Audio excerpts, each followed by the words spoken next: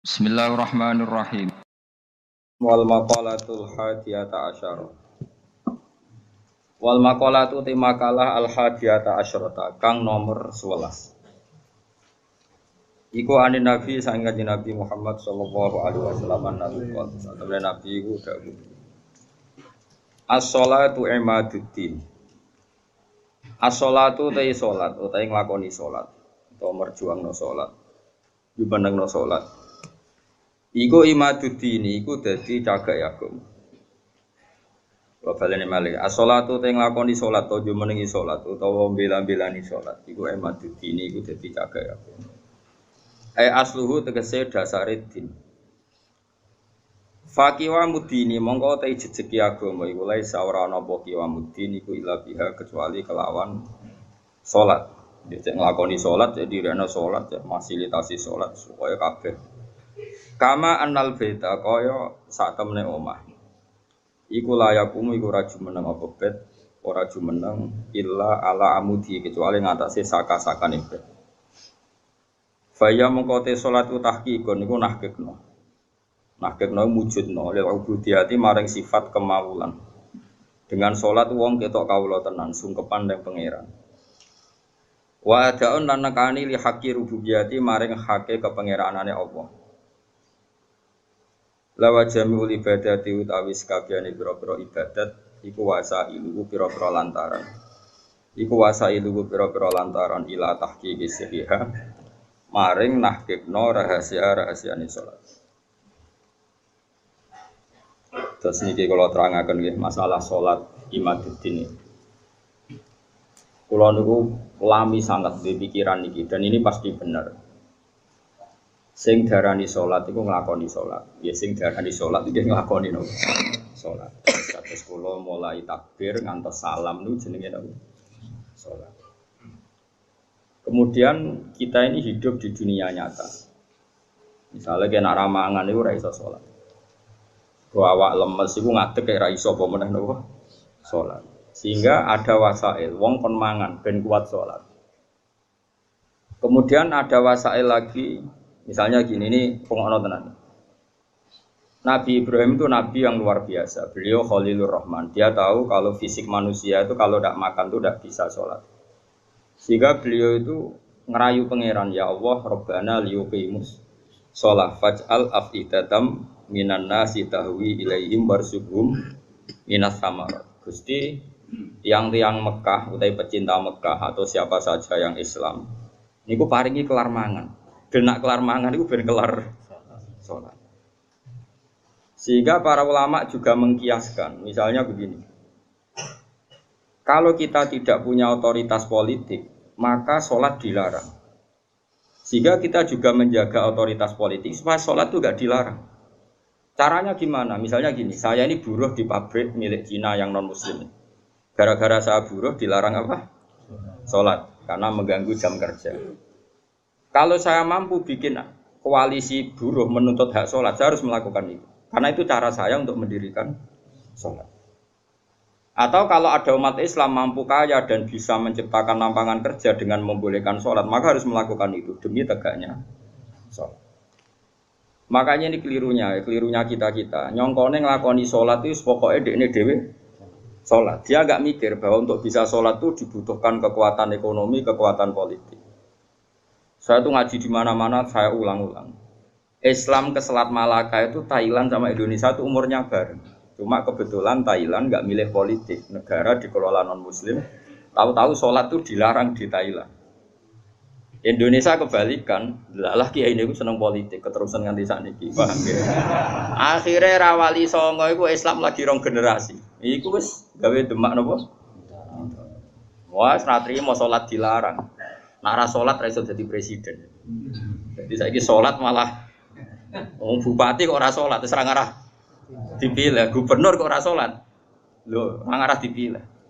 Ana cawayu sholihah kok sing lanang ra mbebo sholat, ya ora payu.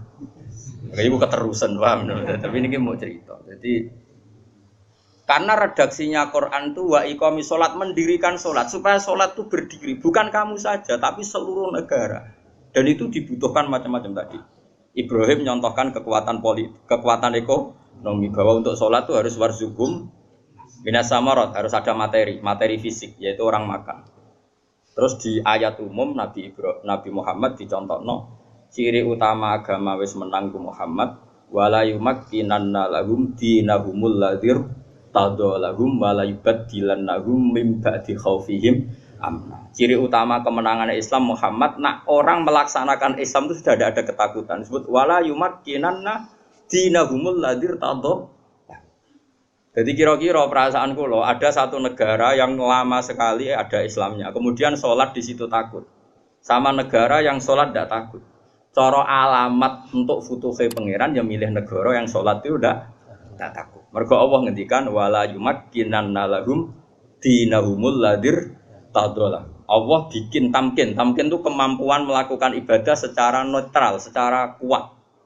Terus wala yubaddilannahum min ba'di khaufihim amna, dan mereka melakukan ibadah itu merasa aman, tidak merasa takut. Kayak dulu sahabat sholat itu sembunyi-sembunyi.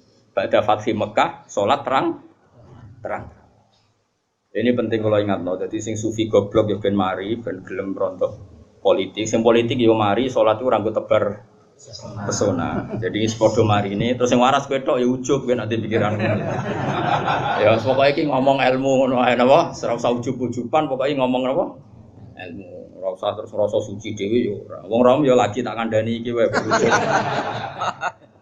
Tapi yang jelas ning ayat itu jelas ada kata-kata wala yumakkinanna lahum dinahumul ladzir tadallahum wala yubaddilannahum min ba'di khaufihim amna. Jadi ciri utama agama hebat itu kalau merasa tamkin. Kowe rabi yo iso, wayah yo iso, itu berarti wis jos. Beragama secara napa? Benar. Paham ya? Tapi nak wani ya pokoknya sementing itu wani. Lho kalau di kanca bojone loro telu iku langsung legal kabeh didaftarno langsung legal kabeh. Kondang tenan. Rabi langsung wakeh didaftarno ya langsung legal kabeh. Yo hebat tenan. Tapi kok kuat suwe ora ya ora roh nek iku takdir no. Tapi ini penting kula aturno nggih. Kula niku kan maca tarikh niku kathah. Maca tarikh niku kathah. Di antara tarikh itu kenapa semua nabi itu kok menguasai negara? Enggak ada nabi yang enggak menguasai negara. Nabi Muhammad pada akhirnya menguasai Mekah Madinah. Ada Fathu Mekah. Karena dengan menguasai ini berarti sholat ibadah menang. Sholat ibadah menang. Kalau enggak ya dilarang. Dulu orang sholat di Masjid Haram itu dilarang. Dulu orang Islam sholat di mana-mana dilarang. Sampai Islam kuat, terus berani terang-terangan sholat fasda gimana Dumar. Di Indonesia sekarang luar biasa. Malah pejabat yang enggak sholat itu dijeng wong. Kira-kira malah rada di. Golek bojoe wong ra salat saiki kangenan. Musibet. Wes pokoke jos. Tambah kowe ketok khusuk, sawangane tambah gampang rabi. Jajal misalnya Mustafa nganti badhuke ngecap koyo wayah iku koyo mungkin. Lah kok sujute urung kaya kan sah ta ora wayah dengan badhuk ngene. Maksudnya geng meyakinkan kan. Koyo orang iso ngajak ning swarga lah. Pokoknya dengan rai seperti ini itu masih itu. Coba adekne wis abid, ngoni syarat sugih abid tok ya. Wis pokoke lakoni wis nawani ya. Tapi ini penting kalau terangno ya, makanya istilahnya wa iqamis shalah, mendirikan. Jadi salat itu berdiri. Terus kedua kata Imam Haromen salat itu harus fi amakina mukhtalifatin, di tempat yang beda-beda sing ma'rufah, sing dikenal. Jadi wong kok salat ning isor pring dhewean tuh gak sah dari Imam Harom. Sholat kudu di tempat terbuka, terutama fardu. Sehingga kata Imam Haromen, kalau sudah ada jamaah tapi fi buyutim di rumah masing-masing, la tadharu bias syiar yang syiar tidak kelihatan putih itu tetap diperangi. Makanya syaratnya jamaah itu harus di tempat apa? Terbuka. Karena ini butuh syiar, butuh show bahwa Islam ya demi sholat, bukan sholat demi Islam. Jadi kita bela-belani kelar mangan ya ben kelar sholat, menguasai politik ya ben sholat tidak dilarang. Kita menguasai publik biar publik terinspirasi oleh hukum Islam rupanya apa? Salat. Sehingga kata Imam Haromen, kowe salat jamaah maksudnya ora sah makili fardu kifayah, nak sekedar sah ya mungkin sah. Tapi jek qatalahumul imam.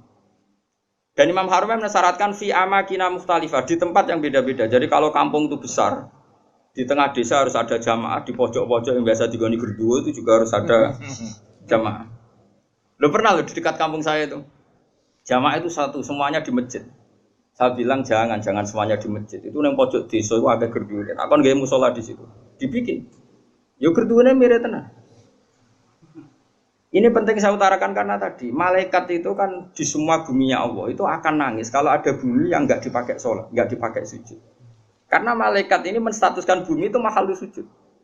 Makanya kata Rasulullah wajilat lanal ardu kulluha masjid, dan semua bumi Allah itu hakikatnya adalah tempat sujud. Sehingga kalau nggak ada sujud itu ya kecewa. Bumi ini kecewa sekali kan. Makanya harus fi amakina mukhtalifah, tempatnya harus beda-beda di mana-mana. Supaya syiar. Kalau jamaah tetap di rumah, qatalahumul imam, harus boleh diperangi oleh imam. Terus ketiga, ini penting kalau terangkan masalah iqamatis sholat. Sholat itu pentingnya jamaah itu sing keliru, itu melok bener. Sing mardud melok makbul. Karena tidak mungkin kan wong 40 rawali kabeh. Aku ya mungkin sewu ya rawali kabeh. Normalnya itu kalau ada orang dulu, era dulu, angger orang 40 mesti sing sitok itu wali. Kayaknya sekarang 1 juta pun enggak jamin ada apa? Enggak ada wali, tapi enggak masalah lah. Mungkin zaman akhir kriteria wali juga enggak seketat zaman dulu mungkin. Masa beda zaman kualifikasinya masih sama. Tapi kira saya kira anggar segawa nasihat ngalor ngidul. Ya ini saya turunkan lah kualifikasinya saya. Santai. Sholat itu iso bener itu baru kayak wong akeh. Dulu itu sholat itu kok cacile. Kalau nu gak ada kitab namanya ini disertasinya doktor profesor namanya itu Muhammad. Kalau nu kenal sama orangnya dulu pernah ke Sarang. Anak Syekh Rojab. Abahnya itu profesor terus punya anak ya profesor juga. Dia nulis tentang fikhu Imamil Haromen. Kemudian saya pernah ketemu Sarang. Saya beli kitabnya mulai kitab disertasi doktornya sampai dia setelah jadi profesor fikih. Dia ngarang judulnya Fikhu Imamil Haromen. Dia nganalisis cara berfikihnya Imam siapa? Haromen itu gurunya Imam Ghazali. Wah itu lama yang luar biasa betul. Dia itu orang Irak. Mangkel deh, Mekah jadi kota mati mangkel. Mangkel ulama mandi kan. Dia udah pernah Mekah. Mulang ya sawur-sawuran. Ngawure wong alim to coba apa yang kowe. Maksudnya ngawur itu pancen bahasa Arabe tenanan iku ismam ku budek ku ora peduli. Mulane tak terjemah ngawur, ora koyo ngawurmu ora ono kiase. Ya bahasa Arabe tenanan ismam pun mau budek dari kata apa? Sumun, enggak mau tahu. Mulang di Mekah. Ini dasar wong keramat. Mulang sing ngaji wae, sing gudeng yo akeh. Mulang ya dene jalan. Bareng Mekah wis ruame ilmu pindah nang Madinah. Gak terima deh Madinah mati ilmu. Mulane digelar imam napa? Haram. Semenjak itu Mekah Madinah itu ada geliat fikih. Mergo digerakkan oleh imam siapa? Wah, nak ngondikan wis kuwasa repol jadi mahram kok ora sepol. Makanya Imam Ghazali di Ihya sering keras karena didikan guru. Wol karena jadi imam haram. Ngamukan wong. Yaitu beliau termasuk yang fatwa jamaah itu tidak cukup fi makanin wahid, kudu fi amkinatin mukhtalifah di beberapa tempat yang beda-beda karena semua ardua enggak boleh dipisahkan dari sujud. Sehingga terus dia untuk gelar nopo imam nopo Harman. Kalau ada kitab sekitar berapa jilid ya, ada 8 jilid atau 9 jilid yang kitab karangan beliau namanya Nihayatul Matlab fi Dirayatil Madhab. Itu kitab Indo. Jadi Imam Ghazali alim gitu itu karena barokahnya dididik Imam siapa?